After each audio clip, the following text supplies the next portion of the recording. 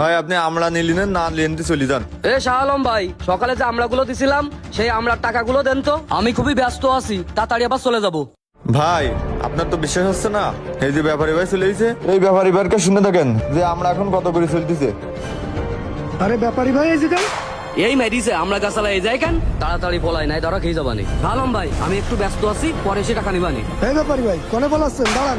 এ কি ব্যাপার ভাই, আপনি ইনারে চেনেন নাকি? চিনি মানে ভাই, এই তো সেই ব্যাপারী, এই লোকই আমারে ঠকাই আমলা নিয়ে আইছে।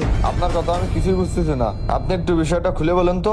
এই লোক আমারে কিভাবে ঠকাই আমলাগুলো নিয়ে আইছে, তাহলে বিষয়টা শোনেন। কি রে, সেই ধরে এক বস্তা আমরাও পারি পারিনি, এ কখন পারি শেষ করবে নে? ও চাচা, এখন এক বস্তা পারি পারোনি? ও দিকে সব ভাঙ্গা হয়ে গেছে, আর ভাঙবানে কখন? আকাশে তো অনেক মেঘ, গাছ ভিজে গেলে আর পারবানে কখন? তাড়াতাড়ি পারো। ও চাচা, তাহলে তুমি তাড়াতাড়ি আমরাগুলো পারি নিয়ে চলে আইসো। ওদিকে আবার বাগান রয়েছে, বাগানে আমরাগুলো পাই কিবে, তাহলে তাড়াতাড়ি লেবি এসো তাহলে। ও ভাই, আমরা তো পাড়ি নিয়ে যাচ্ছেন, তোমার টাকাগুলো দেন। ও হ্যাঁ ভাই, আপনার তো সে বাকি টাকা দেওয়া হয়নি, এই নেন ভাই আপনার সেই বাকি 500 টাকা। এতগুলো আমলা মাত্র 500 টাকা দিচ্ছে কেন? আর দেবেন না? 8 টাকা দেবো মানে? আগের দিন 100 টাকা দিয়ে আসে না, আর এই 500 টাকা, মোট 600 টাকা দিলাম। তুমি এসছে বেশি আর কি চাও? ভাই আমার এত বড় গাছ, 600 টাকা দিলে লস হয়ে যাবেন না?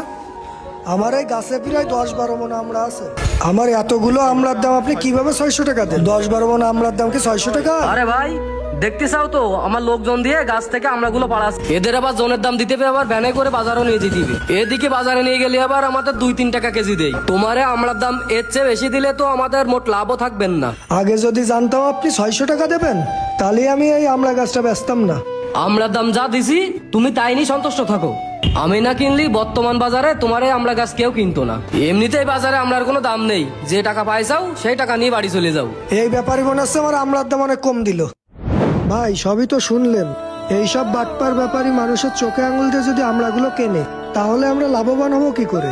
ভাই আমরা তো আমড়া বেচতে গেলে 2-3 টাকা করেও কেজিতে দাম পাই না, অথচ বাজারে আমড়ার কত দাম। আমরা একটা আমড়া কিনে খেতে গেলে 10 টাকা করে দাম নেই, আর আমরা বেচতে গেলে কোনো দাম পাই না। এইসব ব্যাপারই যদি আমাদের এভাবে ঠকায়, তাহলে আমাদের আমড়া চাষ করে কি লাভ আপনি বলেন? ভাই আপনার এই কথাগুলো শুনে আমার খুবই খারাপ লাগলো। কি ব্যাপার মেহেদি ভাই, আপনি এনার সাথে এই ধরনের কাজটা করতে পারলেন? আপনারা যদি এইভাবে আমরা চাষিদের ঠকান, তাহলে ওনারা আমরা বিক্রি করে কিভাবে লাভ করবে? আপনি যে ইনার থেকে সস্তায় আমড়াগুলো কিনে আনি বাজারে কিন্তু ভালো দামে বিক্রি করলেন। সব লাভ তো আপনি করলেন, ইনি তো কোনো লাভ করতে পারলো না। আপনি 600 টাকা দিয়ে আমরা কিনে 24,000 টাকা বিক্রি করলেন। মানুষকে ঠগাই ব্যবসা করা ঠিক না। ভাই আমার আসলেই ভুল হয়ে গেছে, আমি এই ধরনের কাজ আর কখনোই করব না।